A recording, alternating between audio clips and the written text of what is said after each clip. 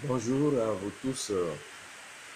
Bonjour, que le Seigneur vous bénisse encore. Je vous salue tous dans le nom puissant de Jésus-Christ de Nazareth. Aujourd'hui encore, nous allons lire toujours Jérémie chapitre 18. Et je vous présente d'abord mes excuses pour la qualité de la vidéo, parce qu'il pleut maintenant. Et ça fait un peu de bruit. Jérémie chapitre 15, le verset 18 et le verset 19. Mais nous allons plus nous appuyer sur le verset 19. Nous allons rester dans le verset 19 pour pouvoir écouter la méditation d'aujourd'hui. Parce qu'il y a certaines paroles que l'Éternel a adressées à Jérémie. Et ces paroles également aujourd'hui nous concernent tous. Le verset 18 d'abord. Pourquoi ma souffrance est-elle continuelle? Pourquoi ma plaie est-elle douloureuse et ne veut-elle pas se guérir? Serais-tu pour moi comme une source trompeuse, comme une eau dont on n'est pas sûr? Et le verset 19 dit: c'est pourquoi ainsi parle l'Éternel. Et c'est ça qui nous intéresse maintenant aujourd'hui. C'est pourquoi ainsi parle l'Éternel. Si tu te rattaches à moi, je te répondrai et tu te tiendras devant moi. Si tu sépares ce qui est précieux de ce qui est vil, tu seras ma bouche. Alléluia. Si tu te rattaches à moi, Dieu a dit à Jérémie de se rattacher à lui, de se rattacher à lui, de revenir à lui correctement, de ne pas se laisser simplement parce que il connaît déjà l'Éternel. De ne pas se laisser simplement dans l'adoration, dans le service qu'il est en train de faire, de rendre à Dieu, parce qu'il connaît déjà Dieu. Non. Mais Dieu lui demande de se rattacher à lui, de s'approcher encore de plus à Dieu. Oui, de s'attacher, de se rattacher à lui, de s'approcher de plus, de s'approcher davantage à Dieu. Le tout ne suffit pas ici d'aller à l'église. Le tout ne suffit pas ici d'écouter simplement l'évangile. Le tout ne suffit pas ici de jeûner. Le tout ne suffit pas ici de prier. Le tout ne suffit pas ici de propager l'évangile. Le tout ne suffit pas ici de chanter, d'être choriste. Non. Mais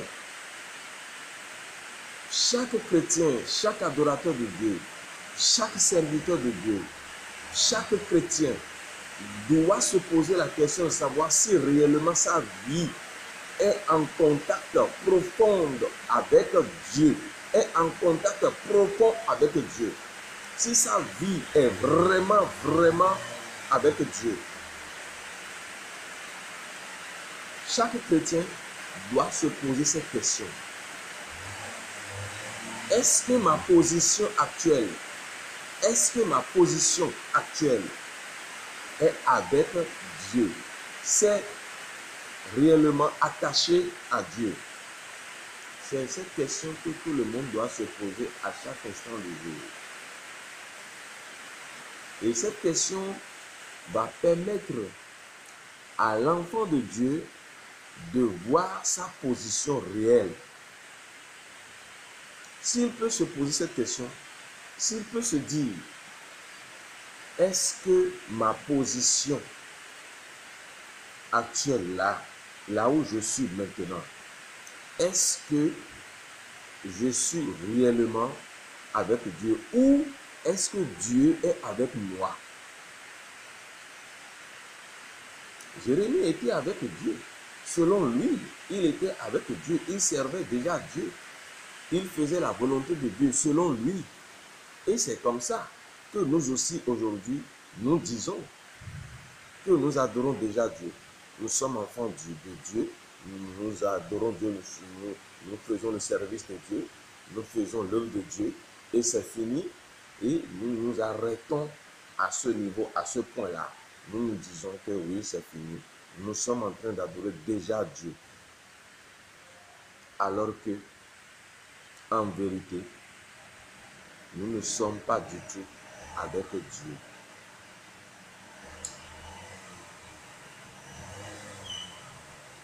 Dieu veut que l'homme qu'il a créé, il veut que le chrétien, il veut que son serviteur, il veut que son adorateur se rattache, s'approche davantage de lui. Il veut que tout chrétien, tout adorateur de Dieu s'examine pour voir si réellement il est avec Dieu. Alléluia. C'est une parole qui interpelle la conscience de tout un chacun de nous. Est-ce que vraiment tu es avec Dieu ou bien ton cœur n'est pas en train d'adorer Dieu en ces derniers temps? Est-ce que véritablement ton être, ta personnalité, ta personne est entièrement avec le Seigneur? Est-ce que l'homme que tu es aujourd'hui, le chrétien que tu es, l'adorateur que nous sommes, que tu es, est-ce que ton cœur est avec Dieu? Parce qu'il s'agit du cœur ici. Il s'agit du cœur de Jérémie. Dieu était en train d'interpeller tout l'être, toute la personne de Jérémie, le cœur de Jérémie. Dieu était en train d'interpeller sa personne même intérieure. Si tu te rattaches à moi,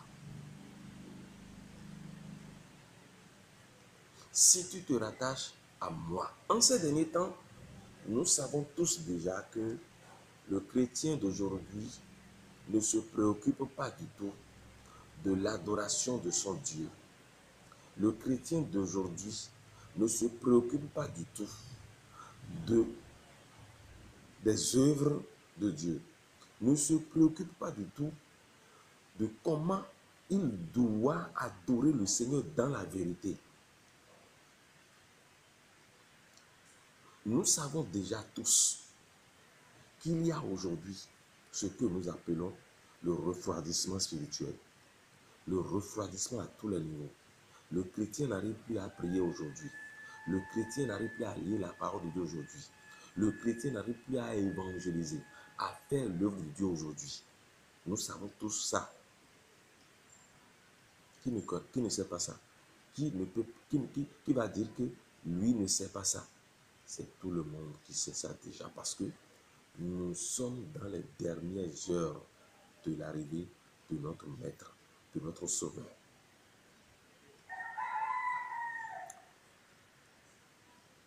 Jérémie croyait déjà qu'il adorait Dieu. Jérémie croyait déjà et tout était fini. Pour lui, il adorait Dieu et c'est fini ça. Aujourd'hui, comment toi tu es? Est-ce que ton cœur accepte toute la parole de Dieu?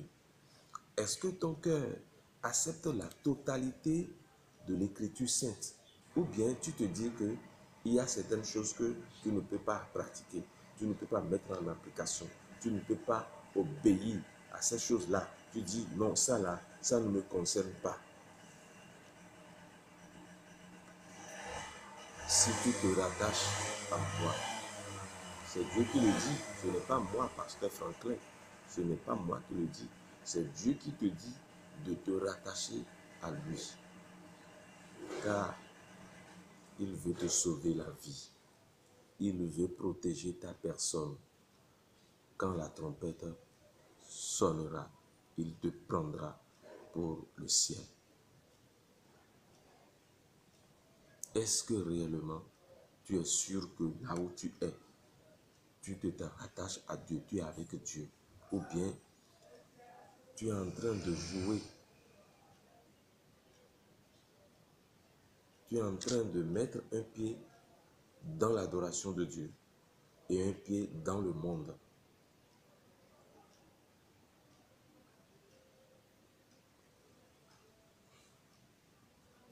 Je ne sais pas. Je ne sais pas si réellement tu es en train de suivre le Seigneur de tout ton cœur, de tout ton cœur. Le Seigneur veut que tu pries. Le Seigneur veut que tu écoutes sa parole. Le Seigneur veut que non seulement que tu écoutes sa parole, mais que tu la mettes en pratique, que tu mettes sa parole en pratique.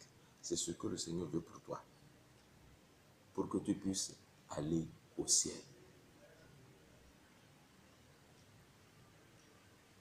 Si tu te rattaches à moi, tu te tiendras, je te répondrai plutôt d'abord, et tu te tiendras devant moi. Donc ça veut dire que celui qui ne se rattache pas à Dieu, celui qui ne s'attache pas fermement à Dieu, voilà, celui qui ne s'attache pas fermement à Dieu, il n'est pas avec Dieu, il n'est pas devant Dieu, Dieu ne le voit pas. Si nous ne nous attachons pas fermement à Dieu, Dieu ne nous voit pas, Dieu ne nous connaît pas. Est-ce que notre cœur, c'est ça le problème d'abord, est-ce que notre cœur, ton cœur, là où tu es, aime vraiment Dieu?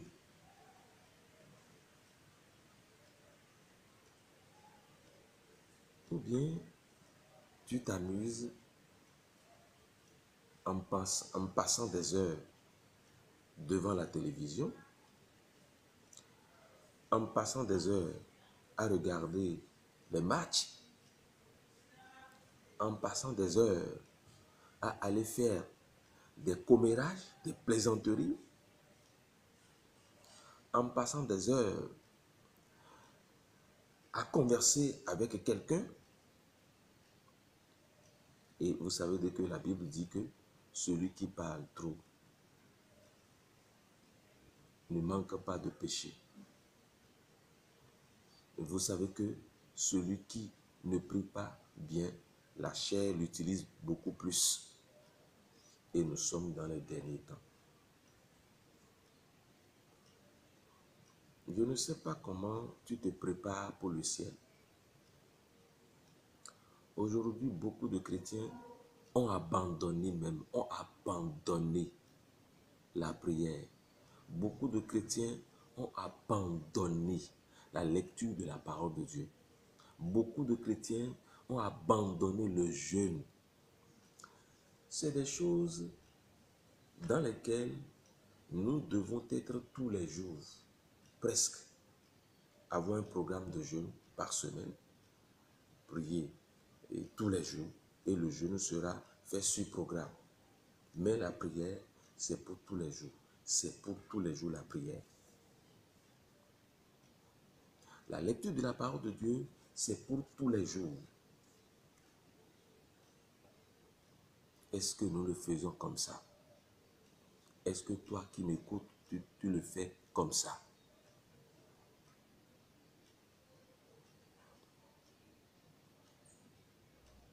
Le ciel, le ciel, le ciel. Mon frère, ma soeur, c'est ça ce qui nous préoccupe et qui devait nous préoccuper beaucoup. Si tu te rattaches à moi, je te répondrai. tu fais des prières, tu fais des demandes, tu demandes certaines choses à Dieu, mais tu ne reçois pas jusqu'à présent les réponses. Donc, ce qui ne va pas, ce qui bloque l'exaucement de la prière, ce qui bloque les réponses, c'est ça. Si tu ne t'es pas attaché fermement à Dieu, tu ne peux pas avoir les réponses les réponses à la prière que tu fais à Dieu, les réponses à la demande que tu adresses à Dieu. Donc, tu dois pouvoir t'examiner pour voir si réellement ce côté-là, ce point-là, tu l'appliques tel que la Bible le dit. Tu pries, tu demandes la guérison. Tu pries, tu demandes, oui, la solution à certains problèmes que tu as, mais tu ne trouves pas ces solutions-là. Tu ne vois pas ces solutions-là et tu te plains. Est-ce que ton cœur est attaché à Dieu?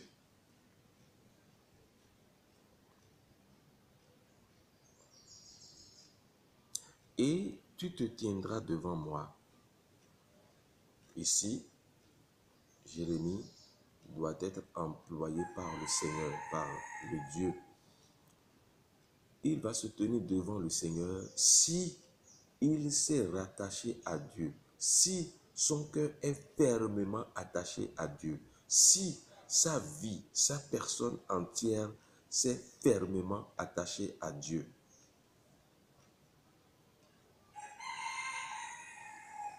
Maintenant, ce qui concerne la deuxième partie qui dit, si tu sépares ce qui est précieux de ce qui est vil, tu seras comme ma bouche. D'abord, si tu te rattaches à moi, je te répondrai. Cela veut dire tout simplement que les exercices que je viens de citer, la lecture de la parole de Dieu, la prière, le jeûne, l'obéissance à la parole de Dieu que nous écoutons tous les jours, ces exercices-là doivent être au point, doivent être appliqués par nous qui adorons le Seigneur. Si il n'y a pas ça, mon frère, ma soeur, s'il n'y a pas ça, mon frère, ma soeur, on n'aura jamais la réponse à nos demandes. On n'aura jamais la réponse à nos demandes. Le Seigneur veut qu'on prie beaucoup, qu'on écoute sa parole, non seulement écouter sa parole, mais qu'on l'applique selon sa volonté à lui. Si tu es paresseux, si tu ne t'appliques pas à faire ces choses-là, vraiment, tu ne pourras pas avoir la solution à tes problèmes. C'est clair et net. Si tu sépares ce qui est précieux de ce qui est vil, tu seras comme ma bouche. Ça veut dire tout simplement que si tu peux t'éloigner de tout ce qui est péché, si tu peux t'éloigner des commérages, si tu peux t'éloigner de la médisance, si tu peux t'éloigner de la fornication, de l'adultère, si tu peux t'éloigner du vol, de l'alcool. Il y a certains pasteurs qui démontrent que l'on peut consommer de l'alcool, qu'on peut boire de l'alcool. On va pas boire dépasser, on va boire un peu seulement, car la Bible dit que, et dans Ephésiens 5, 18, que nous pouvons consommer. Et que ça a été donné, que l'apôtre Paul a donné ce conseil à Timothée de consommer à cause de son indisposition. Vraiment, moi, personnellement, je suis désolé pour ces enseignements-là. d'écouter ces enseignements-là. Je suis très désolé. Je suis vraiment désolé pour ces pasteurs qui enseignent ces genres de choses. En ce temps du Saint-Esprit, en ce temps où le Saint-Esprit doit nous guider, en ce temps où le Saint-Esprit doit nous diriger. Il y a des exemples qui nous montrent que nous ne pouvons pas consommer de l'alcool. Moi, personnellement,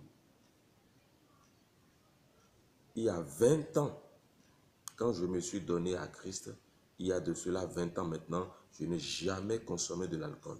Je n'ai plus jamais goûté de l'alcool et je suis en forme.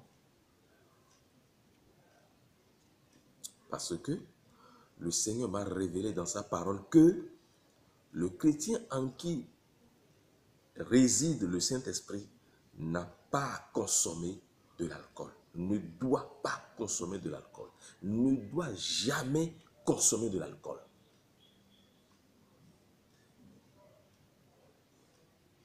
Celui qui va être rempli du Saint-Esprit, celui qui va être dirigé par le Saint-Esprit, conduit par le Saint-Esprit, orienté par le Saint-Esprit, celui-là, il va consommer de l'alcool.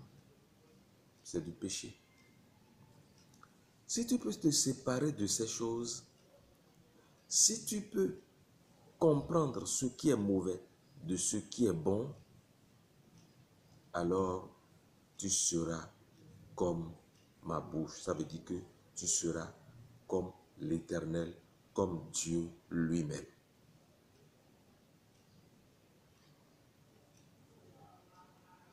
Pasteur, vous qui m'écoutez, docteur, enseignant de la parole de Dieu, vous qui m'écoutez, prophète, apôtre, vous qui m'écoutez, vous qui enseignez des choses aux enfants de Dieu, vous qui les induisent en erreur,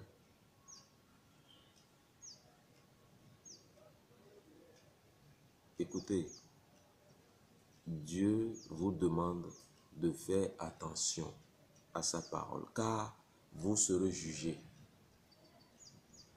Jacques chapitre 1er et Jacques chapitre 3, verset 1er dit qu'il n'y ait pas beaucoup de personnes qui se mettent à enseigner la parole de Dieu, car ceux qui enseignent la parole de Dieu seront sévèrement jugés. Vous savez ça, vous connaissez ce verset, vous connaissez cette parole. Quand vous ne connaissez pas quelque chose, quand vous ne maîtrisez pas quelque chose, ne l'enseignez pas à ceux qui vous écoutent. Sinon, vous allez semer la mort en eux. Si tu peux séparer ce qui est mauvais de ce qui est bon, tu seras comme l'Éternel lui-même. Tu seras comme la bouche de l'Éternel.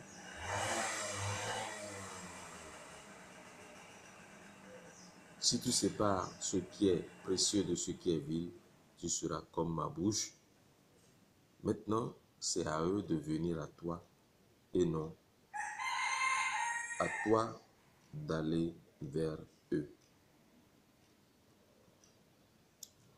Mon frère, ma soeur, qu'est-ce que tu fais du péché? Qu'est-ce que tu fais du péché? Qu'est-ce que tu fais du péché?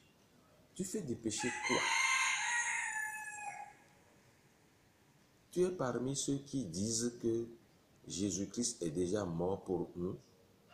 Il s'est fait baptiser pour nous et que c'est fini. Que nous n'avons pas besoin de la repentance. Que nous n'avons pas besoin de prier beaucoup. Que nous n'avons pas besoin de jeûner beaucoup. Que nous n'avons pas besoin de nous faire baptiser. Je ne sais pas si tu fais partie de ce club. Je ne sais pas si tu fais partie de ceux-là qui sont aujourd'hui dans le monde et qui induisent les gens en erreur.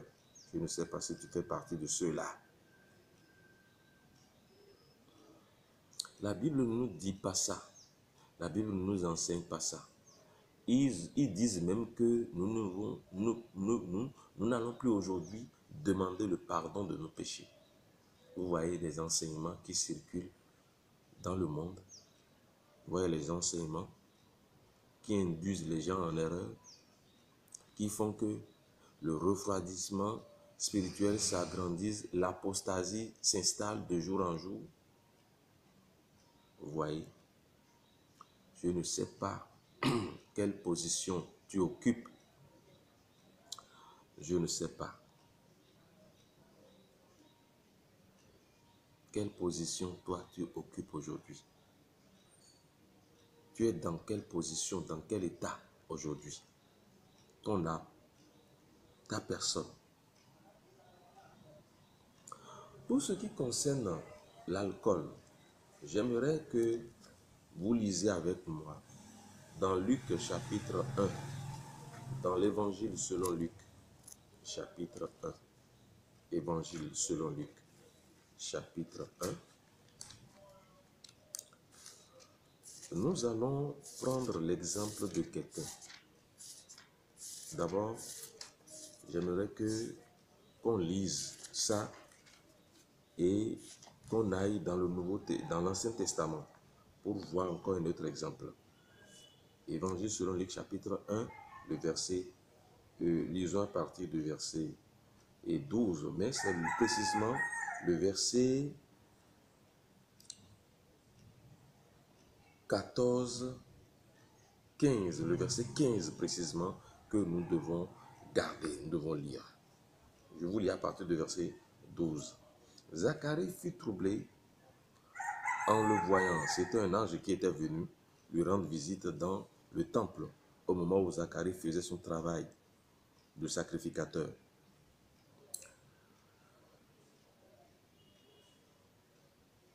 Zacharie fut troublé en le voyant et la frayeur s'empara de lui. Mais l'ange lui dit, ne crains pas, Zacharie, car ta prière a été exaucée. Ta femme Élisabeth t'enfantera un fils et tu lui donneras le nom de Jean. Écoutez le verset 14. Il sera pour toi un sujet de joie et d'allégresse. Et plusieurs se réjouiront de sa naissance. Maintenant le verset 15. Car il sera grand devant le Seigneur. Il ne boira ni vin, ni liqueur enivrante, et il sera rempli de l'Esprit Saint dès le sein de sa mère. Vous écoutez? Vous avez entendu? Il ne boira ni vin, ni liqueur enivrante, et il sera rempli du Saint-Esprit. Vous qui consommez un peu, lisez, écoutez bien ce passage, écoutez bien ce texte, lisez bien ce texte. Vous avez entendu?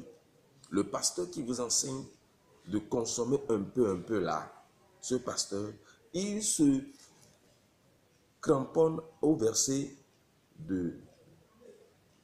aux paroles de Paul à Timothée, dans le livre de Timothée, ce conseil qu'on lui a donné à cause de son indisposition. Et moi-même, je me dis que ce ne sera pas un vin alcoolisé. Moi, je me dis ça.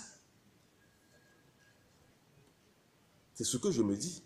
Parce que celui qui sera dirigé par le Saint-Esprit, qui va diriger toute une assemblée, comment va-t-il faire usage du vin alcoolisé?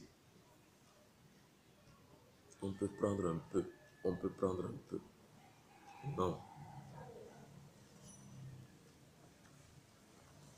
Gardez ce verset-là.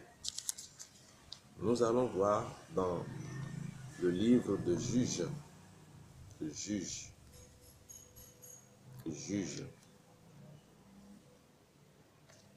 Après Josué. Vous allez voir Juges. Après Josué, vous allez voir Juges.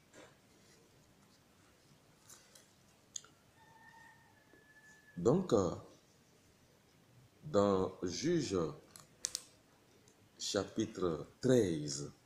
C'est dans Juge chapitre 13. Nous allons voir l'exemple de quelqu'un d'autre encore.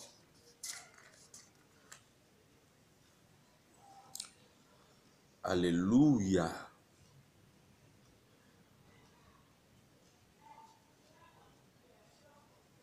Je vais vous lire à partir du verset 1er.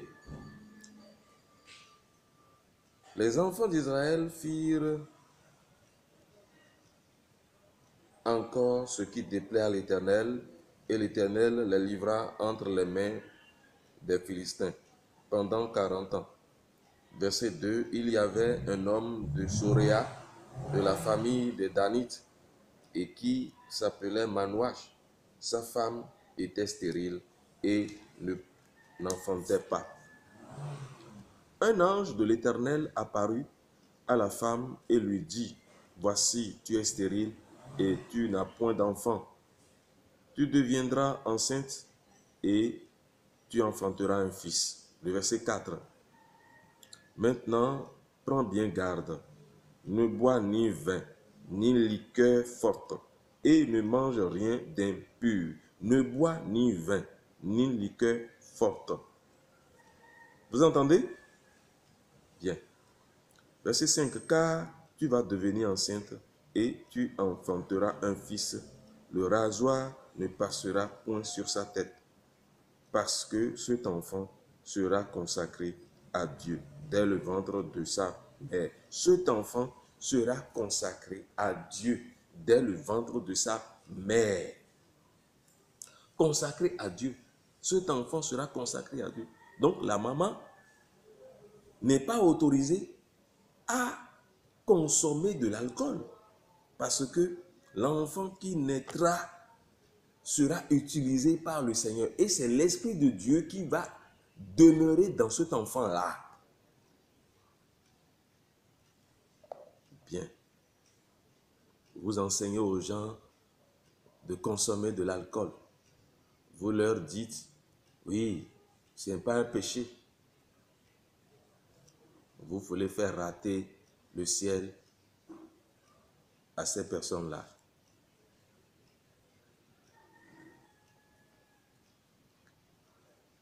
Écoute, la femme alla dire à son mari, un homme de Dieu est venu vers moi et il avait l'aspect d'un ange de Dieu, un aspect redoutable.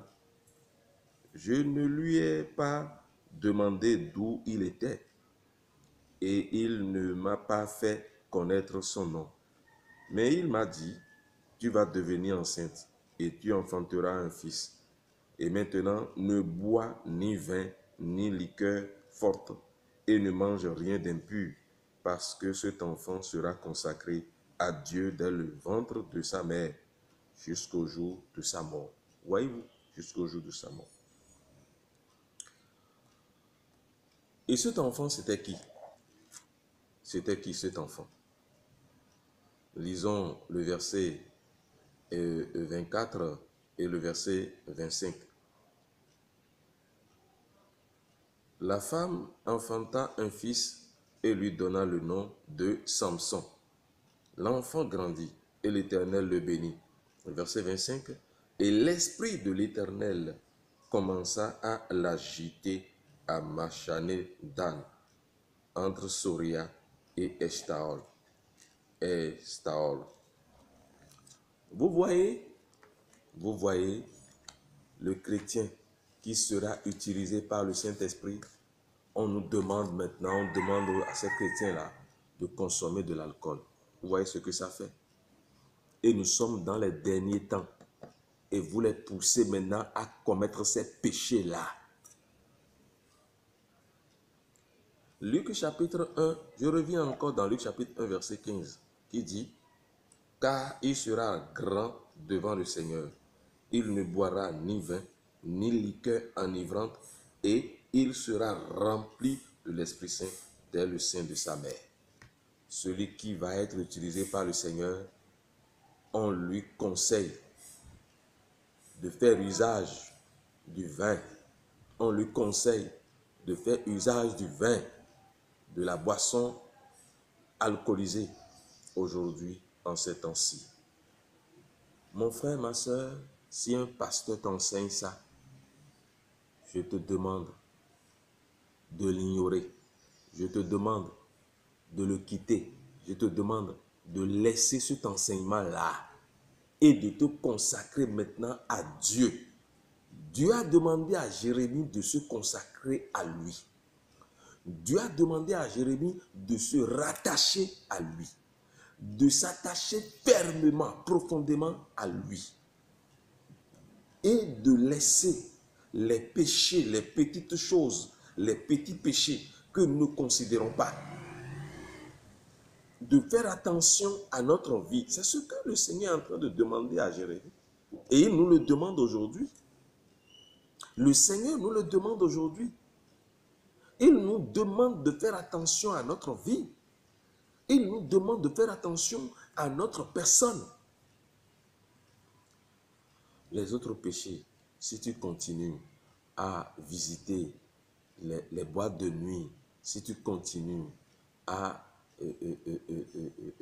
faire des choses en cachette, à être hypocrite, si tu continues à mener double vie, tu ne seras pas vraiment agréable aux yeux de l'Éternel. Le ciel te sera fermé. Tu ne pourras pas aller au ciel. Tu ne pourras pas hériter le ciel. Car nous devons aller au ciel. C'est important. Nous devons aller au ciel. Il faut que tu commences à revoir ta vie spirituelle. Il faut que tu commences à revoir ta position face à Dieu. Il faut que tu commences à revoir ta position face à l'Écriture sainte.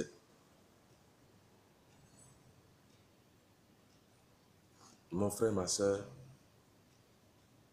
que le Seigneur te bénisse, que le Seigneur t'aide à garder ces paroles dans ton cœur et que le Saint-Esprit, de par ta volonté à toi, t'aide maintenant à appliquer la parole de Dieu. Parce que si tu ne manifestes pas ta volonté, tu ne pourras pas le faire. Et le Saint-Esprit ne pourra pas t'aider. C'est d'abord ta volonté, ta décision en toi-même.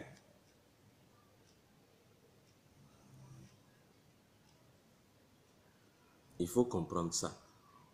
Il faut comprendre ça. Beaucoup de chrétiens sont dans l'assemblée. Beaucoup de chrétiens vont à l'église. Mais ils ne bénéficient pas de la présence de Dieu. Pourtant, ils sont là depuis des années. Ils écoutent la parole de Dieu. Mais le problème est que ils ne se sont pas décidés à se donner.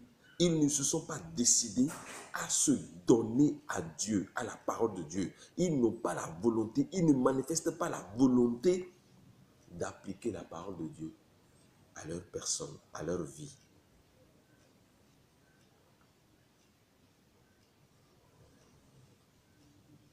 Je ne sais pas si tu me comprends. Revois ta vie si tu veux aller au ciel. Revois ta vie si tu veux réellement aller au ciel. Ésaïe chapitre 1, verset 19 dit, si vous avez de la bonne volonté, si vous manifestez de la bonne volonté, et si vous êtes docile, vous mangerez les meilleures productions du pays.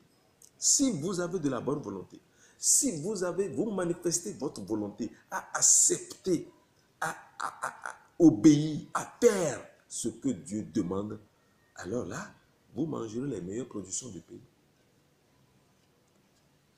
C'est ça, mon frère, c'est ça, ma soeur. Nous sommes dans les derniers temps. Nous sommes dans les derniers temps. Et toi-même, tu vois déjà les signes. Nous sommes dans les derniers temps. Donc, il faut que tu